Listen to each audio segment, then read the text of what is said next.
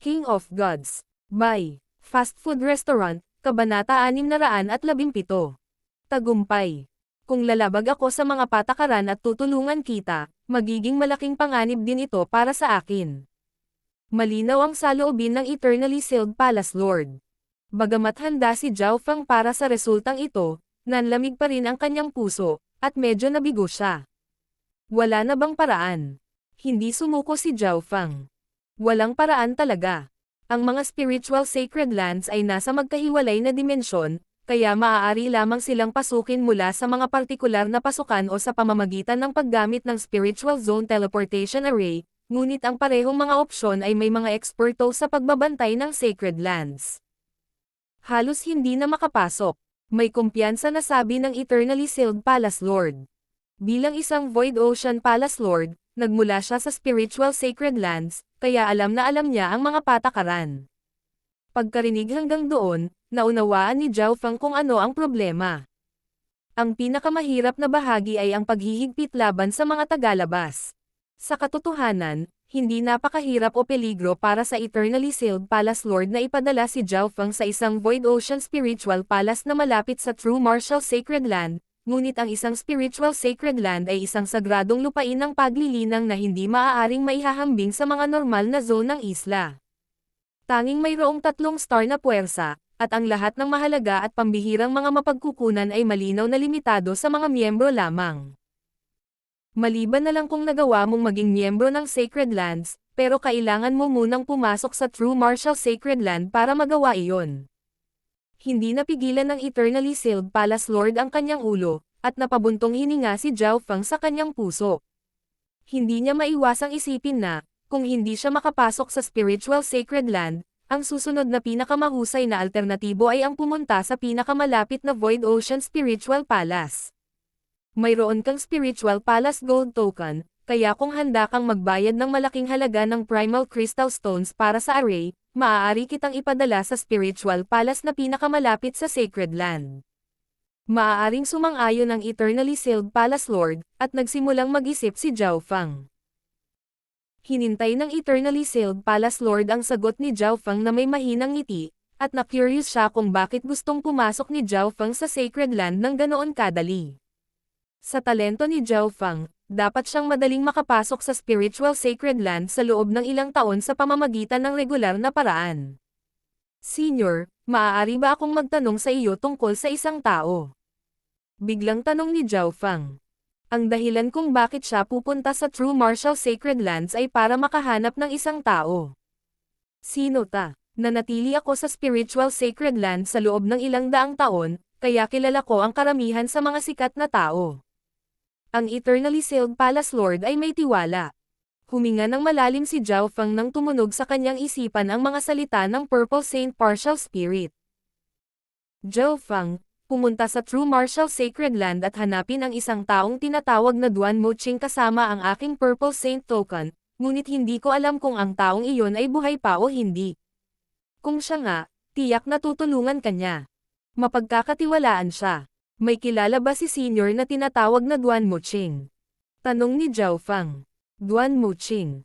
Duan mo. Pwede bang? Kapansin-pansing nagbago ang ekspresyon ng Eternally Sealed Palace Lord. Duan Moching. Ang ekspresyon ng Eternally Sealed Palace Lord ay sumailalim sa mga halatang pagbabago.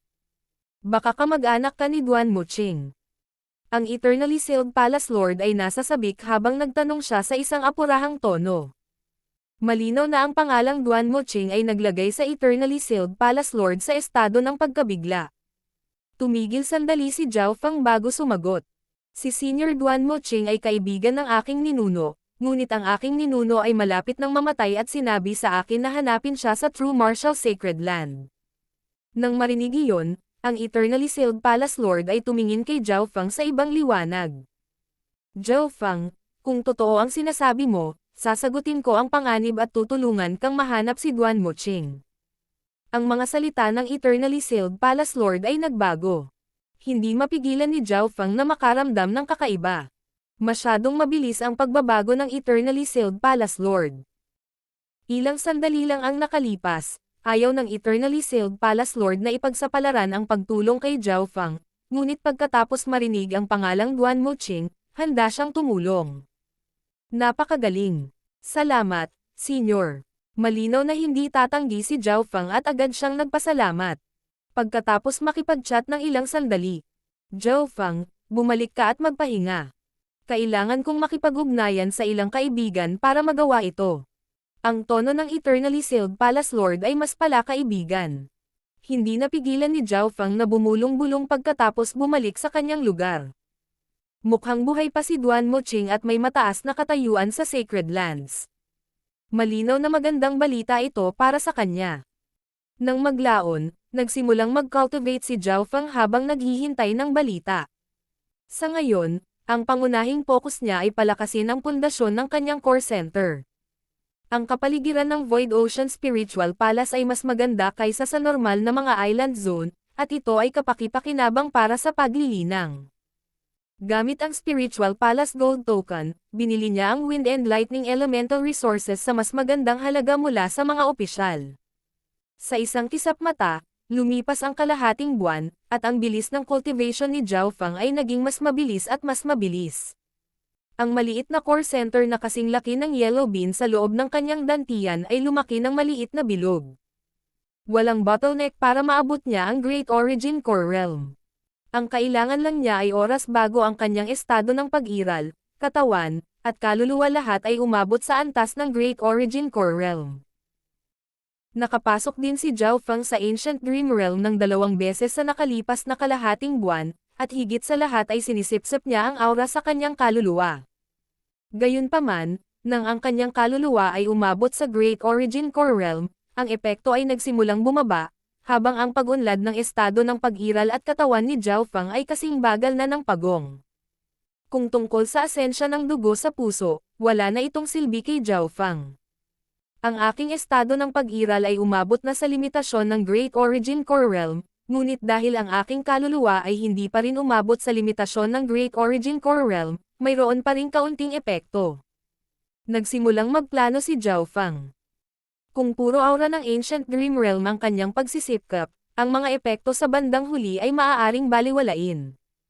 Nangangahulugan ito na kailangan niyang ituon ang kanyang paningin sa Ancient Dream Realm.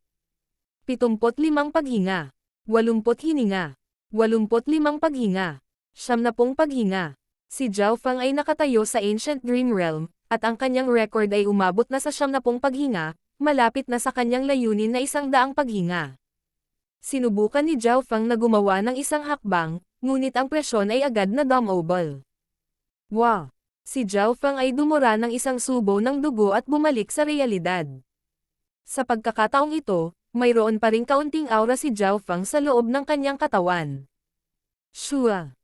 Sa isang pag-swipe ng kanyang kamay, lumitaw ang isang isinumpang bangkay ng multo sa harap ni Zhao Feng. Pumunta ka. Kinokontrol ni Zhao Feng ang isang tipak ng Ancient Dream Realm aura at pinagsama ito sa katawan ng sinumpaang bangkay ng aswang. Matapos makuha ang napakaraming aura ng Ancient Dream Realm, mas makokontrol ito ni Zhao Feng. Nang masipsip ng sinumpaang aswang bangkay ang tipak na ito ng Ancient Dream Realm aura, parang may nangyari dito. Siniyasat ito ng mabuti ni Zhao Feng. Ang katawan ng multubangkay ay tila naging mas malakas, at ang kapangyarihan ng sumpa at hangin ng kamatayan at yin ay mas malapit sa kanilang pinagmulan. Pagtatapos ni Zhao Feng, ang aura ng Ancient Dream Realm ay tila may epekto sa anuman at lahat, anuman ang elemento. Ang epekto nito sa isinumpang multo bangkay ay katulad ng epekto nito kay Zhao Feng. Ngayong maliit ang epekto ng aura sa akin, pagsasamahin ko ang isang tipak ng Ancient Dream Realm aura sa bawat isinumpang bangkay ng multo. Naging abala si Zhao Feng sa mga sumunod na araw, at dahil maaari siyang manatili sa Ancient Dream Realm ng mas matagal, maaari siyang maglabas ng mas maraming aura. Makalipas ang 4 hanggang 5 araw, matagumpay na naabsorb ng bawat sinumpaang Ghost Corpse ang isang tipak ng Ancient Dream Realm aura. Sa loob ng 10,000 Ghost Pearl, nakita ng Skeletal Division Leader ang mga pagbabago sa bawat isinumpang bangkay ng multo at natigilan. Ang lakas at potensyal ng lahat ng mga isinumpang multong bangkay ay tumaas. Sa nakaraan, maaari lamang silang palakasin sa kalahating hakbang na Origin Core Realm, ngunit ang potensyal na mayroon sila ngayon ay tumaas ng malaki. Malinaw na mas kilala ng Skeletal Division Leader ang mga isinumpang bangkay ng multo, at mas alam nito ang mga pagbabago ng mga sinumpaang bangkay ng multo kaysa kay Zhao Fang. Pagkaraan ng 10 araw, nagpadala ang Eternally Sealed Palace Lord ng balita kay Zhao Fang para puntahan siya. Senior, ano ang sitwasyon? Bahagyang naiinip si Zhao Fang. Ang susunod na sandali ay maaaring mabago ang kanyang kapalaran, tulad noong nakilala niya si Lord Guanzhen at pumasok sa totoong mundo ng paglilinang. Zhao Fang, kumpleto na ang plano. Matutulungan kitang makapasok sa True Martial Sacred Land sa lalong madaling panahon. Ang Eternally Sealed Palace Lord ay may maliwanag na ngiti. Mahusay. Inihayag ni Zhao Fang ang labis na kagalakan sa kanyang mukha. Ito ay isang guest token mula sa Sacred Lands, at napakahirap makuha. Nakuha ko ito pagkatapos ng maraming pagsisikap. Isang guest token ang lumitaw sa kamay ng Eternally Sealed Palace Lord. Ang token ay kasing dalisay ng jade at may mga gintong guhit sa kabuuan nito. May nakasulat na isang salita. Panauhin. Isang tanda ng panauhin. Mahuhulaan ni Zhao Fang kung ano ang ibig sabihin nito. Ang guest token na ito ay maaaring hayaan ang mga hindi miyembro ng Sacred Lands na makapasok sa True Martial Sacred Land sa ilang sandali, ngunit ito ay may mga paghihigpit. Ipinaliwanag ng Eternally Sealed Palace Lord. Isang guest token. Kinuha ni Zhao Fang ang guest token at nakita na ang material ay maihahambing sa Purple Saint token. Ang token na ito ay may limitasyon sa oras. Hahayaan ka lang nitong manatili sa True Martial Sacred Land sa loob ng 10 araw. Nagbabala ang Eternally Sealed Palace Lord. 10 araw. Medyo maikli lang yan. Bulong ni Zhao Fang habang nililigpit niya ang guest token. Medyo maikli lang ang oras. Ang tagumpay at kabiguan ay nakasalalay sa iyong mga aksyon sa loob ng 10 araw, at mayroong isang tiyak na halaga ng panganib na kasangkot. Ang Eternally Sealed Palace Lord ay hindi sumang-ayon. Siya ay gumugol ng maraming pagsisikap para lamang makuha ang 10 araw na guest token na ito. Pagkatapos ay ibinigay ng Eternally Sealed Palace Lord ang mga partikular na detalye. Una, imposibleng maihatid kita diretso sa Spiritual Sacred Lands mula rito dahil bisita ka at hindi miyembro ng Sacred Lands.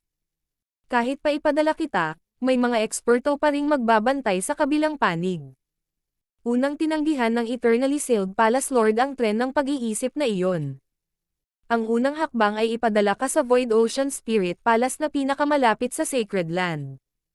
Ang pangalawang hakbang ay kailangan mong pumasok sa sagradong lupain kasama ang isa pang sekta, at ang iyong tanda ng panauhin ay nagmumula sa sektang iyon. Hindi nagtagal ay sinabi sa kanya ng Eternally Sealed Palace Lord ang plano at ibinigay sa kanya ang mga partikular na detalye. Bagaman medyo mahirap, ang paggamit ng Spiritual Zone Teleportation Array ay nakakatipid na sa akin ng ilang taon. Tumango si Zhao Fang matapos malaman ang lahat. King of Gods, Kabanata 618. True Martial Islands Zone. Matapos maalala ang bawat detalye, umalis si Zhao Fang sa palasyo ng Eternally Sealed Palace Lord. Kailangan niya ng oras para ayusin muna ang ilang problema bago gamitin ang Spiritual Zone Teleportation Array.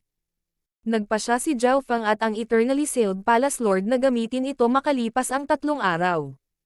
Pagkabalik sa lugar na kanilang tinutuluyan, agad na tinawag ni Zhao Fang sina Li Yanya, Lulan Jishui, at ang kumpanya para pag-usapan. Dadalhin ko kayong lahat sa Island Zone kung saan matatagpuan ang True Martial Sacred Land makalipas ang 3 araw. Ngumiti si Zhao Fang at sinabi.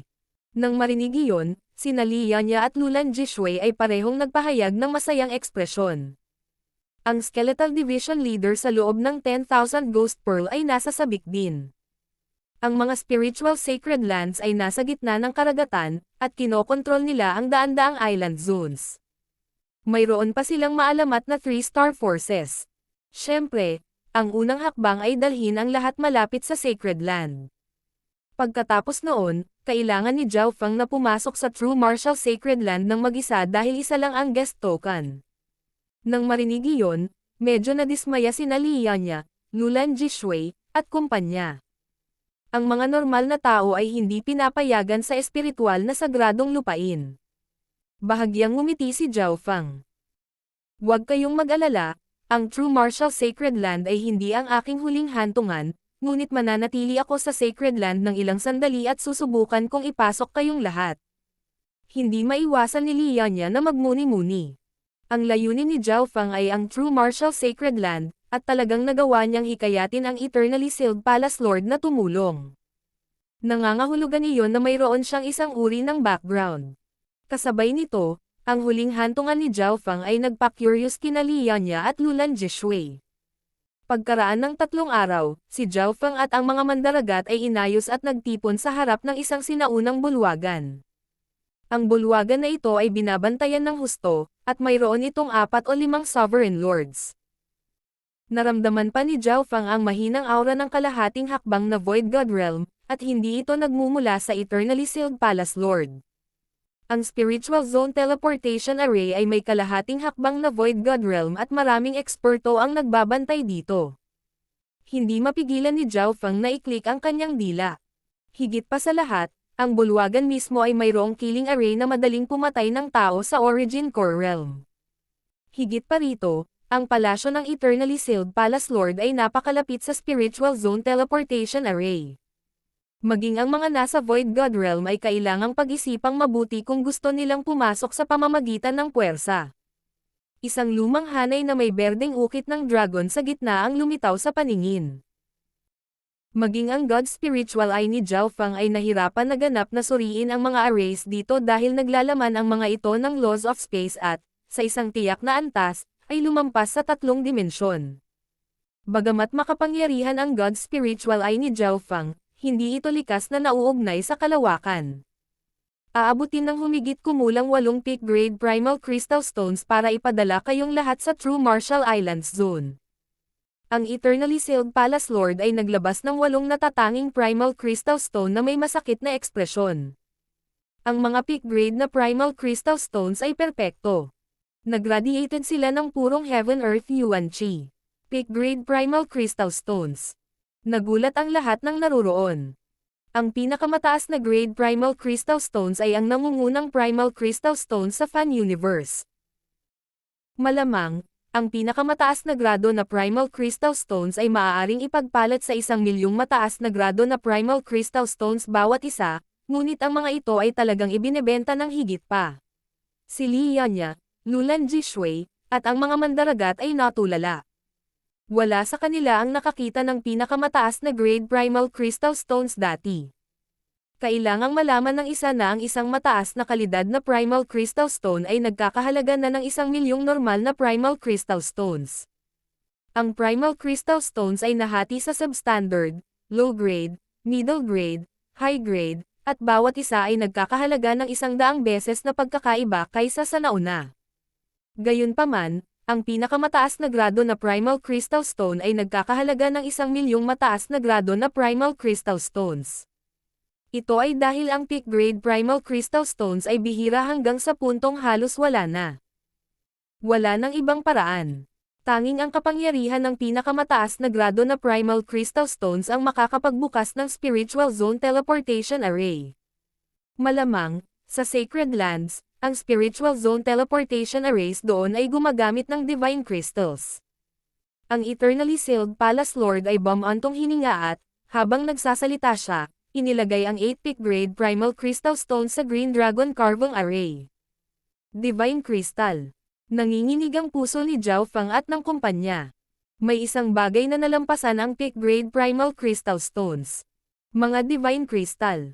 Tila, bilang isang kalahating hakbang na Void God Realm mula sa Sacred Lands, ang kanyang kaalaman ay higit sa iba. Hihihi, ang mga Divine Crystal ay nagmula sa sinaunang panahon at hindi na malikha sa kasalukuyan. Sa makatuwid, ang anumang Divine Crystal ay napakahalaga. Kahit na ang mga Void God Realm Kings at Emperors ay hindi ma-absorb ang Divine Power mula sa Divine Crystals. Ngumiti ang Eternally Sealed Palace Lord. Hindi nagtagal ay naiset up ang Spiritual Zone Teleportation Array. Weng. Isang nagniningning na puting liwanag na may hindi mabilang na pilak na hanay ng mga linya na umaabot sa buong entablado. Ang isa ay nangangailangan din ng Spatial Array Masters upang buksan ang array. Tapos na, mahinang sabi ng Spatial Array Master. Bago sila umalis, Nais ni Zhao Feng na bigyan ang Eternally Sealed Palace Lord ng mataas na grade Primal Crystal Stones na katumbas ng halaga ng peak grade na Primal Crystal Stones. Siya ay tumaya sa kanyang sarili pabalik sa arena, at ang kanyang 1,000,000 matataas na Primal Crystal Stones ay na-flip ng 30 beses. Ang Eternally Sealed Palace Lord ay umiling ng may ngiti. Sa kanyang kayamanan, hindi niya ito kailangan. Tara na. Si Zhao Feng ay nagbigay ng malalim na sulyap patungo sa Eternally Sealed Palace Lord. Alam niyang malaki ang utang na loob niya sa Panginoon. Weng. Isang malakas na surge ng spatial disturbance ang sumaklaw sa array. Pinaalis ng Eternally Sealed Palace Lord si Zhao Feng at kasama ang kanyang mga mata. Gamitin ang lahat ng iyong koneksyon upang ipasok ang brat na ito sa Sacred Lands. Sulit ba ito? Nagsalita ang Spatial Array Master. Sa kanyang talento at potensyal, at kung talagang may koneksyon siya kay Duan Muqing, sulit ito. Sabi ng Eternally Sealed Palace Lord. Duan Muqing. Maaaring ang taong iyon mula sa Mystic True Martial Clan. Nanginig ang puso ng Spatial Array Master, at hindi niya maiwasang huminga ng malalim. Kasabay nito, sa isang bahagi ng walang limitasyong karagatan na napakalayo. Weng. Mahigit 12 figure ang lumitaw sa isang sinaunang array stand. Ito ay si Zhao Feng at ang kumpanya. Sa pangalawang pagpapakita nila, hindi komportable si Lulan Jishui at ang mga mandaragat at muntik nang mahulog sa lupa. Inilipat sila ng Spiritual Zone Teleportation Array sa kalawakan, kaya madaling nawala ang balanse. Maging si Lian niya ay nakaramdam ng bahagyang hindi komportable. Nandito na tayo. Hindi masyadong masama ang pakiramdam ni Zhao Feng, higit sa lahat dahil ang kanyang estado ng pag-iral at katawan ay parehong umabot sa limitasyon ng Great Origin Core Realm at ang kanyang bloodline power ay halos nasa 10,000 Ancient Races level. Matapos bumuti ang pakiramdam, sinimulan ng lahat na suriin ang kanilang paligid. Lahat sila ay hindi napigilan ang paghinga ng malamig. Sila ay nasa isang maliit na kastilyo na paminsan-minsan ay nagbibigay ng spatial na kabuluhan. 1, 2, 3, 8. Binibilang ni Zhao Feng na mayroong 8 spiritual zone teleportation arrays, at ang mga bantay dito ay pawang mga sovereign lords. Mayroong kahit 7 o 8 kalahating hakbang na Void God Realms. Bahagyang naramdaman ni Zhao Feng ang pagkakaroon ng Void God Realm. Ito ang True Martial Void Ocean Spiritual Palace, kunin ang iyong mga item sa rekomendasyon. Ang isang kalahating hakbang na Void God Realm ay tila naging sanhi ng pag-freeze ng Heaven Earth Yuan Chi saan man siya tumingin, at pakiramdam ng lahat ay hindi makahinga. Nadama ni Lulan Jishui at ng kumpanya na parang pinigilan ang kanilang mga kaluluwa, at hindi sila nang ahas na magsinungaling o sumalungat sa kanya. Token ng panauhin, ang Spiritual Palace Gold Token, at token mula sa Eternally Sealed Palace Lord. Ikinaway ni Zhao Feng ang kanyang kamay at naglabas ng maraming bagay. Ang kalahating hakbang na Void God Realm ay huminto sandali. Hihihi, kaya kaibigan ito ng Eternally Sealed Palace Lord. Agad na lumitaw ang isang matandang may puting balbas na nakabantay sa malapit. Oh, Old Man Lee, kaya ito ang bisita mo ng Golden Mountain Sect. Nakangiti ang nagbabantay na half-step na Void God Realm habang pinapalampos niya si Zhao Feng at ang kumpanya. Ikaw si Zhao Feng. Kanina pa ako naghihintay dito. Ang maputing balbas na matandang lalaki ay sinuri si Zhao Feng nang nakangiti. Ikaw ba si Elder Li? Hindi nagulat si Zhao Feng. Sinabi sa kanya ng Eternally Sealed Palace Lord bago sila umalis. Sa pamamagitan lamang ng pagdaan sa bawat hakbang at yugto ay makapasok si Zhao Feng sa True Martial Sacred Land. Ako iyon, ngunit maaari mo akong tawaging Old Li. Ang maputing balbas na matandang lalaki ay napakabait habang inaakay niya si Zhao Feng at ang kanyang mga kasama patungo sa kastilyo. Si Li Yanya, Lulan Jishui, at ang mga kasama ay hindi mapalagay. Ang Void Ocean Spiritual Palace sa labas ng kastilyo ay ang mula sa True Martial Islands Zone, at ito ay 10 beses na mas malaki kaysa sa isa mula sa Eternally Sealed Islands Zone o sa Thousand Flowing Islands Zone. Whoosh! Whoosh! Ang mga Sovereign at Sovereign Lord ay makikita sa lahat ng dako. Naramdaman pa ni Zhao Feng ang aura ng Void God Realms. Master, ano ang lugar na ito? Si Li Yanya, Lulan Jishui, at mga kasama ay puno ng takot. Bakit napakalaki ng pagkakaiba?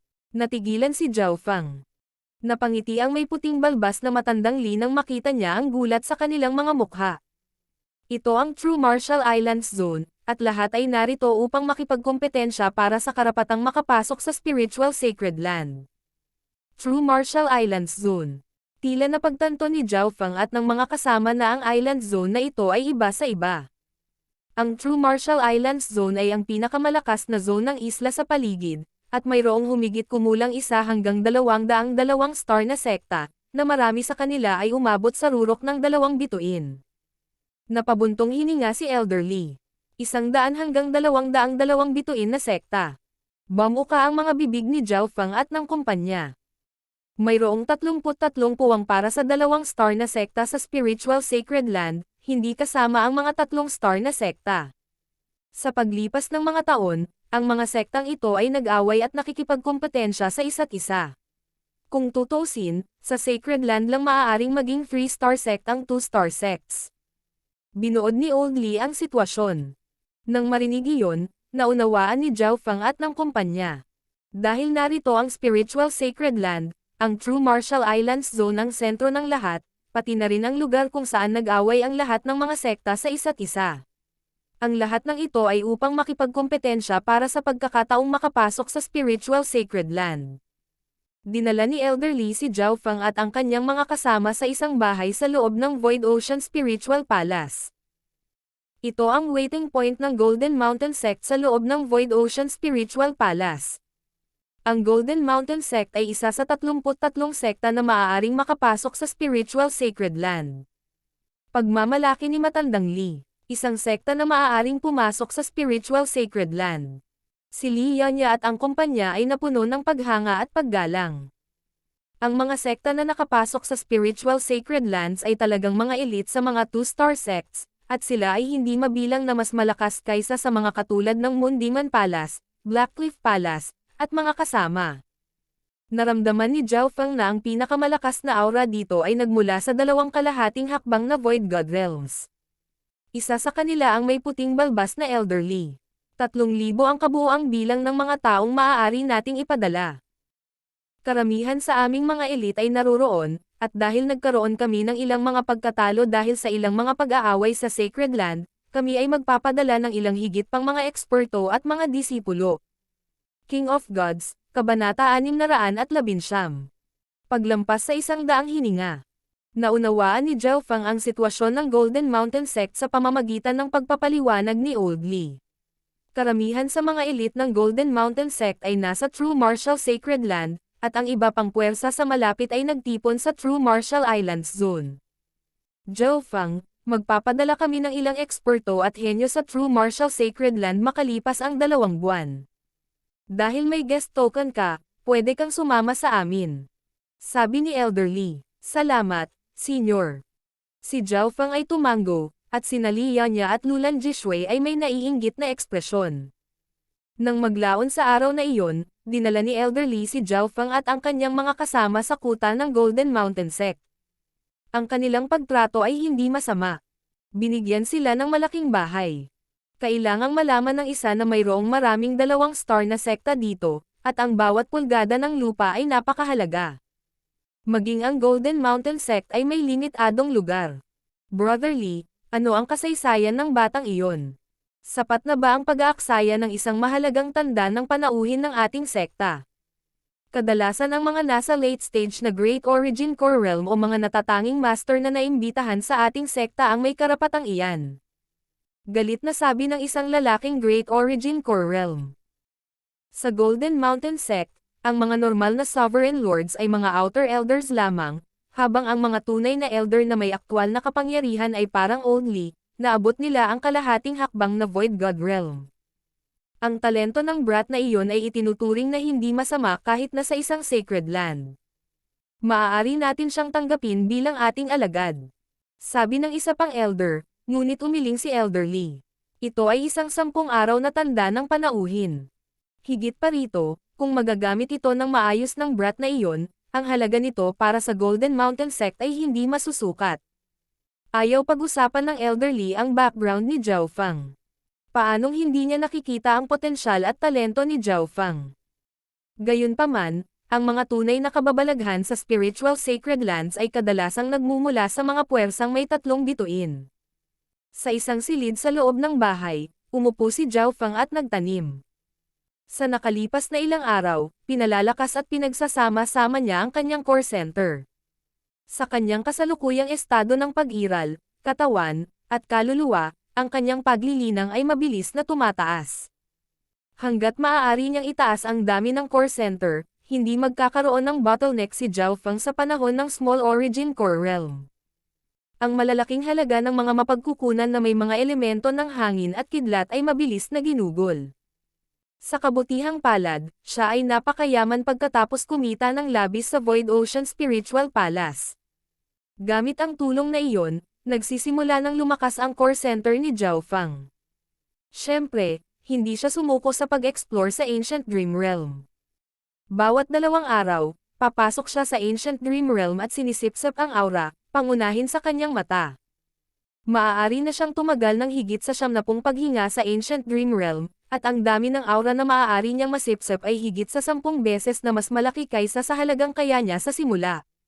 Sa makatuwid, ang lakas ng eye bloodline ni Zhao Feng ay tumataas ng mabilis araw-araw. Lumipas ang 1 buwan. Ang lakas ng kaluluwa ni Zhao Feng ay maihahambing na ngayon sa huling yugto ng Great Origin Core Realm, at ito ay mas condensed kaysa dati. Sa sukat ng kanyang kaliwang mata, lumawak ang lawa sa 60 yarda. Kapag ang lawa ay lumawak sa 100 yarda, ang God's Spiritual Eye ay sasailalim sa isa pang pagbabago. Naramdaman ni Zhao Feng ang isang pakiramdam ng pagtawag mula sa kung saan. Sa sandaling ito, ang epekto ng aura ng Ancient Dream Realm sa kanyang kaluluwa ay lubhang nabawasan. Tinansya ni Zhao Feng na, habang papalapit siya sa Void God Realm, mas mababa ang epekto ng aura ng Ancient Dream Realm hanggang sa kalaunan ay wala na itong epekto. Si Zhao Feng ay pumasok muli sa Ancient Dream Realm. Habang ang kanyang estado ng pag-iral at kaluluwa ay parehong lumakas, si Zhao Feng ay maaaring tumagal ng mas matagal sa dimensyon. 70 paghinga. 8 paghinga. 90 paghinga. Si Zhao Feng ay madaling tumagal ng hanggang 70 paghinga. 75 paghinga. 76 na paghinga. 77 paghinga. Sa wakas, nang siya ay umabot sa 77 paghinga, ang pressure na natanggap ni Zhao Feng ay naging napakalakas na halos hindi siya nakagawa ng hakbang bago lumabas sa Ancient Dream Realm. Ito ay tulad ng pagpigil sa iyong hininga sa ilalim ng tubig. Habang tumatagal, mas malaki ang presyon sa iyong mga baga. 77 paghinga. Ang aking layunin ng 100 paghinga ay nakikita. Si Zhao Feng ay hindi nasugatan sa pagkakataong ito dahil hindi siya lumabas ng todo. Pumasok siya sa oras na ito higit sa lahat dahil gusto niyang pagsamahin ang kanyang pundasyon. Sa nakalipas na buwan, gumamit siya ng malaking halaga ng mahahalagang mapagkukunan, at ang kanyang core center ay papalapit na sa gitnang yugto ng Small Origin Core Realm. Kailangang malaman ng isa na ang core center ni Zhao Feng ay hindi kasing laki ng karaniwang Small Origin Core Realms, ngunit ang lakas ng kanyang True Yuan ay malapit sa isang late stage na Small Origin Core Realm. Sa ika-40 araw pagkatapos makarating sa True Martial Islands Zone, papasok na sana si Zhao Feng sa Ancient Dream Realm at lalagpasan ang 100 Breaths Barrier. Munting kaibigan Zhao Feng. Boses ng elderly. Ito ang unang pagkakataon na dumating siya para hanapin si Zhao Feng. Elderly. Lumabas si Zhao Feng at binati ang may puting balbas na matandang Li. Si Zhao Feng ay hindi naging malalim pagkaraang dumating dito dahil alam niyang malapit na siyang pumasok sa True Martial Sacred Land. Parang ganito iyan. May 20 araw pa bago magpadala ang Golden Mountain Sect ng isa pang grupo sa Sacred Land, na kinabibilangan ng halos 10 sa ating mga henyo. Nakangiting sabi ni Old Li. Pagkasabi nun ay nagtaas siya ng kamay. 9 na henyo ng Golden Mountain Sect ang nakatayo sa likuran niya. Ang makapasok sa Sacred Land ay nangangahulugan na mayroon silang magandang potensyal. Ang pinakamababang cultivation sa kanila ay ang pinakamataas na True Lord rank. Karamihan ay nasa half-step na Origin Core Realm, at mayroon ding 2 Small Origin Core Realm. Tumingin si Zhao Feng sa kanila. Ang talento at potensyal ng mga henyong ito ay nalampasan ang pinakamahusay na kamanghamanghang henyo mula sa Azure Flower Continent. Ang edad ng ilang half-step na Origin Core Realms ay hindi lumampas sa 50, at ang dalawang early stage na Small Origin Core Realms ay hindi mas matanda sa 50 taon. Hanggat ang isa ay hindi lalampas sa edad na 50, karaniwan pa rin silang itinuturing na bahagi ng nakababatang henerasyon. Ito ay dahil ang isang True Lord rank ay maaaring mabuhay ng hanggang 300 taon, at ang isang Origin Core Realm ay maaaring mabuhay ng ilang daang taon. Munting kaibigan Zhao, lahat ito ay mga junior ng sekta. Maaari mo silang bigyan ng ilang pointer bago pumunta sa Sacred Land. Nakangiting sabi ni Old Lee. Kayong mga junior ay dapat makipag-ugnayan kay Little Friend Zhao kapag may oras kayo. Kasabay nito, nagbigay siya ng senyales sa kanyang mga mata patungo sa mga henyo ng Golden Mountain Sect. Oo, Elder. Ang 9 na henyo ng Golden Mountain Sect ay sabay-sabay na sumagot. Hindi sila nang ahas na sumalungat sa utos ng isang elder na may aktwal na kapangyarihan at katayuan. Higit pa rito, karamihan sa kanila ay hinahangaan at iginagalang pa rin si Zhao Feng dahil sa kung gaano kataas ang kanyang cultivation na ibinigay sa kanyang edad. Hindi mahirap para kay Zhao Feng na hulaan ang mga intensyon ni Old Lee. Gusto niyang magkaroon ng relasyon ang isa o dalawa kay Zhao Feng. Brother Zhao, sinong eksperto ang iyong Panginoon? Ang pagpasok sa Origin Core Realm sa murang edad. Tanging si Senior Marshal Brother Yin na nakapasok sa Sacred Land ang may kukumpara sa iyo. Ang 9 na mga henyo ay lahat ay interesado sa pagkakakilanlan ni Zhao Feng. Sa kanila, mayroong isang lalaki at isang babae na nasa Origin Core Realm. Ang lalaki ay payat habang ang babae ay maganda at nakasuot ng puti. Ininspeksyon ng dalawa si Zhao Feng na may kumikislap na mga mata, at bagamat nagulat sila sa cultivation ni Zhao Feng dahil sa kung gaano siya kabata, hindi nila ito masyadong inisip. Sila ay nasa Origin Core Realm din, kaya sila ay nasa parehong antas. Nagsimulang makipag-ugnayan si Zhao Feng sa mga henyong ito ng may interes. Pagkatapos ng lahat sila ay nagmula sa Peak 2-star sect na Golden Mountain Sect, at ang kanilang mga inheritance at technique ay nalampasan ang mga normal na 2-star sects. Sa lakas ng kaluluwa at pangunawa ni Zhao Feng, marami siyang natutunan sa kanila. Pagkatapos noon, dapat makipag-spar si Zhao Feng sa Sham. Ang Golden Mountain Sect ay may espesyal na larangan ng martial arts na maaaring maghigpit sa kapangyarihan ng mga tao sa Origin Core Realm mula sa paglabas. Lahat ng nakatatanda ng Golden Mountain Sect ay lihim na nanood. Ilang half-step na Origin Core Realms ang humiling kay Zhao Feng na makipag-spar muna sa kanila. Kayong mga lalaki, subukan nyo ang kanyang lakas. Palihim na sabi ng lalaking payat sa Origin Core Realm. Malinaw na ang mga nasa half-step na Origin Core Realm ay hindi katugma para kay Zhao Feng, at lahat sila ay nahulog sa isang dampilang. Hindi man lang nahawakan ng half-step Origin Core Realms ang mga damit ni Zhao Feng. Ang bilis. Nagkatinginan ang lalaking payat at nakaputing damit na dilag, at bahagyang nagbago ang kanilang mga ekspresyon. Ang dalawang ito lamang ang halos hindi makakaya upang makita kung paano kumilos si Zhao Feng. Matapos talunin ang kalahating hakbang na Origin Core Realms, nalaman ni Zhao Feng na nakakasawa na ito, kaya iminungkahi niyang labanan ang payat na lalaki at kagandahang nakaputi ng magkasama. Nang marinig iyon, napahiya ang mga henyo mula sa Golden Mountain Sect. Parehong nagpakawala ng buntong hininga ang lalaking payat at dilag na nakaputi, ngunit sabay silang nagalit. Sa pagharap sa bilis ni Zhao Feng, maliit ang tsansa nilang manalo sa one-on-one fight. Ang resulta ng laban ay ikinagulat ng lahat. Plop! Plop! Ang dalawang Origin Core Realm henyo ay agad na natalo ni Zhao Feng. Shua!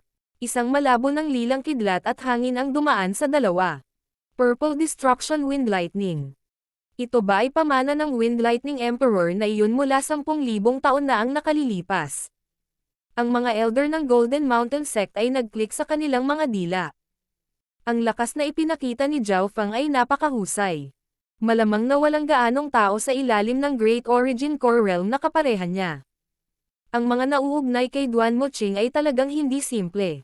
Napabuntong hininga ang matandang Li, at hindi niya maiwasang malungkot. Masyadong malaki ang pagkakaiba ni Zhao Feng at ng mga henyo mula sa Golden Mountain Sect. Nangangahulugan iyon na nabigo ang kanyang intensyon. Ang dalawang grupo ay hindi kahit nasa parehong antas, kaya mahirap para sa kanila na bumuo ng anumang uri ng pagkakaibigan.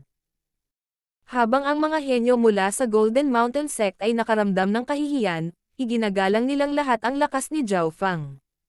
Maging si Senior Marshal Brother Yin, ang pinakamalakas na henyo ng ating sekta, ay maaaring hindi niya kapareha. Ang kagandahang nakaputi ay tumingin kay Zhao Fang ng may paghanga. Sa susunod na 2 araw, dahil masyadong malaki ang pagkakaiba ng dalawang panig, walang masyadong interaksyon sa pagitan ni Zhao Fang at ng mga henyong ito.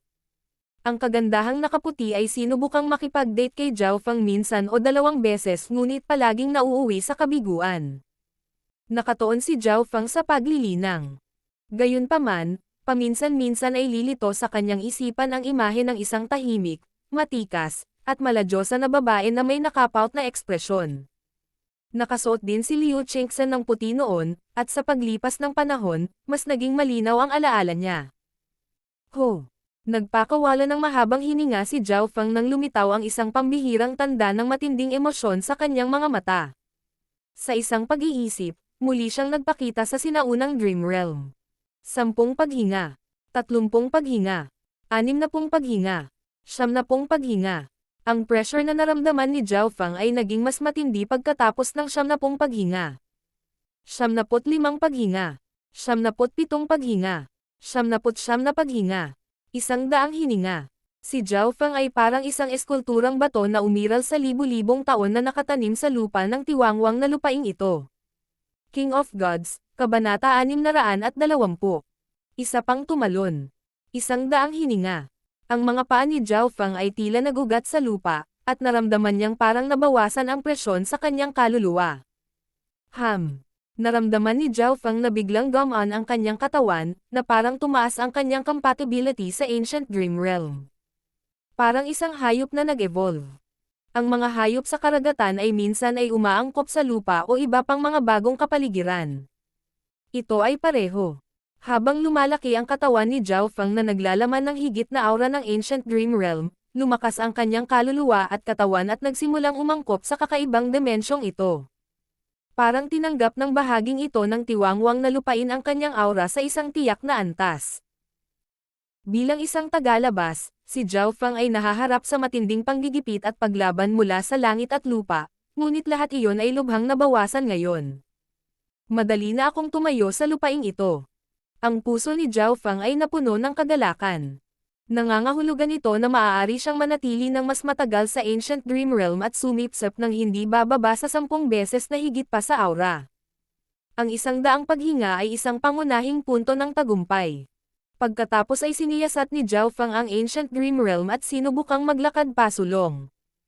Kasalukuyan siyang nasa isang tiwangwang na lugar, ngunit nakikita niya ang kalapit na mga puno at naririnig ang hiyawan ng mga ibon. Ang God Spiritual Eye ni Zhao Fang ay nakakita ng batis sa malayo. Ang buong mundong ito ay tila malapit sa pinagmulan ng mga bagay, at nagbigay ito ng isang luma, sinaunang pakiramdam. Nakahinga si Zhao Fang sa aura nang makahakbang siya. Nang gawin niya ang hakbang na ito, naramdaman ni Zhao Fang na parang biglang tumaas ang pressure mula sa langit at lupa. 1 hakbang, 2 hakbang, 3 hakbang. Naramdaman ni Zhao Fang na napakahirap gawin ang bawat hakbang. Ilang paghinga mamaya. Shua! Si Zhao Fang ay umatras mula sa Ancient Dream Realm, at ang kanyang likod ay basang-basa ng malamig na pawis.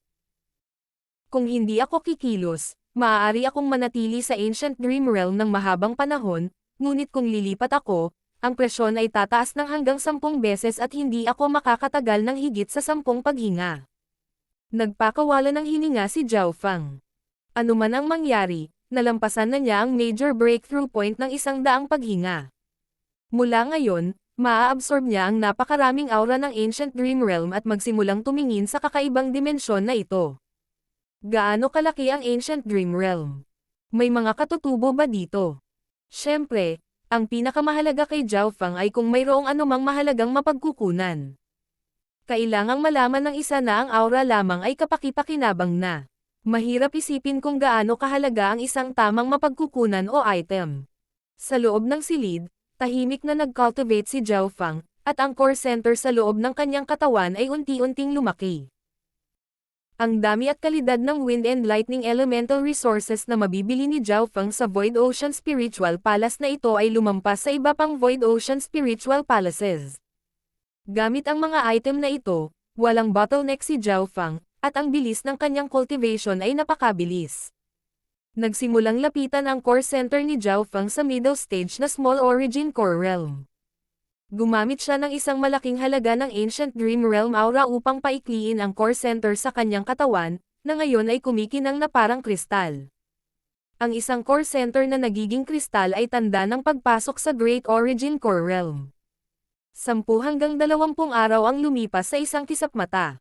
Ang laki ng core center ni Zhao Feng ay maihahambing na ngayon sa middle stage na Small Origin Core Realm. Higit pa riyan, ang core center ay naka-absorb ng napakaraming aura ng Ancient Dream Realm, na nagpapalapot at naglilinis ng kanyang wind lightning. Kahit na ang laki ng kanyang core center ay maihahambing sa gitnang yugto ng Small Origin Core Realm, ang kalidad at layunin ay nalampasan ang lahat ng nasa Small Origin Core Realm at sa halip ay may kukumpara sa Great Origin Core Realm Sovereign Lords. Middle Stage Small Origin Core Realm at halos buong pag-unawa sa Purple Destruction Wind Lightning. Lumitaw ang kaligayahan sa mukha ni Zhao Feng. Ang paglagpas sa 100 breaths barrier ay lubos na nagpapataas ng kanyang cultivation speed dahil maaari na siyang manatili sa dimensyon ng mas matagal at sumipsip ng mas maraming aura. Ngayon, ang kanyang estado ng pag-iral at katawan ay umabot na sa limitasyon ng Origin Core Realm, at ang kanyang kaluluwa ay malakas kahit na sa Great Origin Core Realm. Masasabing, sa 10 hanggang 20 araw na ito, ang lakas ni Zhao Feng ay tumaas ng mabilis. Ho! Nagpakawala ng hininga si Zhao Feng habang dahan-daang itinago ang kanyang aura at lumabas ng silid. Kapitan! Sina Li Yanya, Lulan Jishui, at ang mga marino ay bumati kay Zhao Feng. Habang nakatingin sila sa kanya, ang bawat kilos at galaw ni Zhao Feng ay nagdulot ng matinding pressure sa kanila. Para itong nakaharap sa isang sinaunang mapanglo na hayop. Ang kanilang mga katawan at estado ng pag-iral ay hindi sa parehong antas. Ang aura mula kay Kapitan ay katulad ni Jiang Fan mula sa Sacred Lands. Nagsimulang manginig ang bloodline ni Lulan Jishui. Naramdaman lang niya ang pakiramdam na ito nang kaharap si Jiang Fan, na may bloodline ng 10,000 ancient races. Sa totoo lang, kahit si Zhao Feng mismo ay hindi alam kung gaano kalakas ang kanyang bloodline. Binabati kita, Kapitan, sa pumasok sa Middle Stage Small Origin Core Realm. Ang bawat paghinga at titig ni Zhao Feng ay naglalaman ng pressure na higit sa Small Origin Core Realm. Sa loob ng 10,000 Ghost Pearl, gamit ang koneksyon ng Dark Heart Seed, naramdaman ng Skeletal Division Leader na mas lumakas ang kaluluwa ni Zhao Feng. Alam din ng Skeletal Division Leader ang isa o dalawang bagay tungkol sa mga kaluluwa, ngunit ang aura mula sa kaluluwa ni Zhao Feng ay parang bundok na matatanaw lang nito. Master, sa nakalipas na ilang araw, kalahati ng daang sinumpaang bangkay ng multo ay pinalakas na sa kalahating hakbang na Origin Core Realm. Iniulat ng Skeletal Division Leader. Matapos madagdagan ang potensyal ng mga bangkay ng multo, tumaas ang kahusayan ng pagpapalakas sa kanila.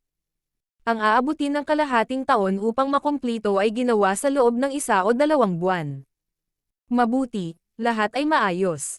Tumanggo si Zhao Feng at tumingin kay Li Yanya, Lulan Jishui, at sa mga mandaragat. Nagpasya si Zhao Feng na ibigay ang Blue Lightning Sea Sky Ship sa mga mandaragat at pananatilihin sila sa Void Ocean Spiritual Palace. Ang Void Ocean Spiritual Palace ay isang mapayapang lupain sa loob ng walang limitasyong karagatan. Kahit ang mga nasa Void God Realm ay hindi nang ahas na madaling umatake. Sa ikalawang araw, nagtipon si Zhao Feng kasama ng mga mula sa Golden Mountain Sect. Sa pagkakataong ito, magpapadala kami ng humigit kumulang 300 tao sa True Martial Sacred Land. Sabi ni Elder Lee, ilang daang tao ang nagtipon sa isang bakanteng espasyo sa Golden Mountain Sect, na kinabibilangan ng Old Lee at 2 pang kalahating hakbang na Void God Realms. Bilang isang estranghero, halatang nakataas ang atensyon ni Zhao Feng, at ang kanyang paglilinang sa gitnang yugto na Small Origin Core Realm ay nangangahulugan din na pinigilan niya ang lahat ng mga henyong ito na papasok sa Sacred Lands. Tara na, Nagsalita si Oldly tungkol sa mga detalye bago pamunuan ang grupo mula sa Void Ocean Spiritual Palace. Ho! Isang malaking barkong may kaliskis na gininto ang dragon ang naghihintay sa labas. Ang walang limitasyong barkong karagatan na ito ay 4 hanggang 5 beses na mas malaki kaysa sa Blue Lightning Seasky ship ni Zhao Fang. Ang bilis at kakayahan nito ay nalampasan din ang huli. Ito ang Golden Dragon Scaled Ship ng Golden Mountain Sect at, tila, maaari nitong patayin ang Great Origin Core Realm Sovereign Lords sa isang bayad. Ang payat na lalaki at magandang babae ay tumayo kasama si Zhao Fang. Puno sila ng paggalang kay Zhao Fang pagkatapos makipag-sparring sa kanya. Ngayong naabot na ni Zhao Fang ang Middle Stage Small Origin Core Realm, ang dalawa ay napabuntong hininga na lamang sa inggit. Whoosh! Lumipad ang Golden Dragon Scaled Ship sa walang limitasyong karagatan, at ang aura na nagmumula dito ay nagpapataas ng atensyon ng maraming eksperto at barko. Malamang kailangan nating lumipad ng 2 araw bago makarating sa pasukan ng True Martial Sacred Land. Ang mga henyo ng Golden Mountain Sect ay napuno ng pag-asa at pananabik. Malapit na silang makapasok sa True Martial Sacred Land na pinapangarap nila. Tanging si Elderly lamang ang lihim na napabuntong hininga ng ang kanyang tingin ay tumingin sa mga disipulong ito. Marahil ay hindi nila alam kung gaano kalupit at kakompetensya ang Sacred Land. Kung ang Golden Mountain Sect ay gumawa ng anumang maliit na pagkakamali, malamang na mapapalitan sila ng isa pang Pictou Star Sect. Sa Golden Dragon Scaled Ship, bilang panauhin, nanatili si Zhao Fang sa isang eleganteng silid. Umupo siya, ngunit hindi siya nagpatuloy sa paglilinang. Sa halip, sinubukan niyang masanay sa kanyang bagong lakas. Makalipas ang kalahating araw, ang Golden Dragon Scaled Ship ay dumaan na sa 2 island zone, at ang kulay ng karagatan ay padilim ng padilim. Nagkaroon din ng paminsan-minsang bagyo. Nabuo ang mga whirlpool sa walang limitasyong karagatan, at ang Heaven Earth Yuan Chi dito ay magulo. Papasok na tayo sa Spiritual Sea. Tumunog ang boses ng kalahating hakbang na Void God Realm mula sa Golden Mountain Sect. Spiritual Sea. Isang mapa ang lumitaw sa isip ni Zhao Fang, na nagtuturo sa lokasyon ng Spiritual Sea. Ang True Martial Sacred Land ay nasa gitna ng Spiritual Sea, at ang Spiritual Sea ay nasa gitna ng True Martial Islands Zone. Ang Heaven Earth Yuan Chi sa paligid ng Spiritual Sea ay lubhang magulo at paminsan-minsan ay bumubuo ng mga nakakatakot na bagyo. Walang aalis sa Golden Dragon Scaled Ship. Kahit na ang mga normal na sovereign ay hindi makakaligtas sa Spiritual Sea. Nagbabala si Elderly. Halos naramdaman ni Zhao Fang ang paligid, ngunit wala siyang naramdamang mga buhay na aura sa paligid ng Spiritual Sea. Kung walang malakas na walang limitasyong barko sa karagatan, kahit ang mga sovereign ay hindi makakaligtas dito. Ang bilis ng Golden Dragon Scaled Ship ay kapansin-pansing nabawasan pagkatapos makapasok sa Spiritual Sea. Mabagal na lumipas ang oras. Habang lumalalim sila, mas malaki ang surge ng Heaven Earth Yuan Chi. Sa pagtatapos, kahit na ang Great Origin Core Realm Sovereign Lords ay hindi makakaligtas ng higit sa ilang oras dito. Ang kalidad ng Golden Dragon Scaled Ship ay nalampasan ang Blue Lightning Seasky ship sa ngayon, at ang lakas ng hanay sa ibabaw ay kapansin-pansing naubos. Gumagastos ang Golden Dragon Scaled Ship ng malaking halaga ng Primal Crystal Stones bawat segundo, na lahat ay nasa middle grade man lang. Ang True Martial Sacred Land ay may 36 na pasukan. Pinipili namin ang 31, at malamang na makarating kami sa aming destinasyon sa loob ng ilang oras. Nakangiting sabi ni Elderly. Karamihan sa mga eksperto at henyo sa Golden Dragon Scaled Ship ay hindi pa nakakapunta sa Sacred Land noon, at lahat sila ay napuno ng pananabik. True Martial Sacred Land. Huminga ng malalim si Zhao Fang, at lumitaw ang Purple Saint Token sa kanyang kamay. Sa sandaling ito, sa kaluluwa ni Zhao Fang, ang aura ng Eye of Death ay biglang may naramdaman, at isang pamilyar at mapanganib na pakiramdam ang nagsimulang kumalat sa kanyang kaluluwa.